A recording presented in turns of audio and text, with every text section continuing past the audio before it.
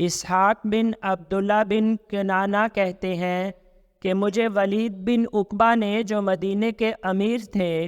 حضرت ابن عباس رضی اللہ عنہ کے پاس بھیجا تاکہ میں ان سے رسول اللہ صلی اللہ علیہ وسلم کے استسقاء کے بارے میں پوچھوں۔ تو میں ان کے پاس آیا اور میں نے ان سے پوچھا تو انہوں نے کہا، رسول اللہ صلی اللہ علیہ وسلم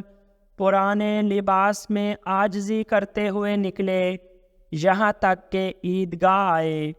اور آپ صلی اللہ علیہ وسلم نے تمہارے اس خطبے کی طرح خطبہ نہیں دیا،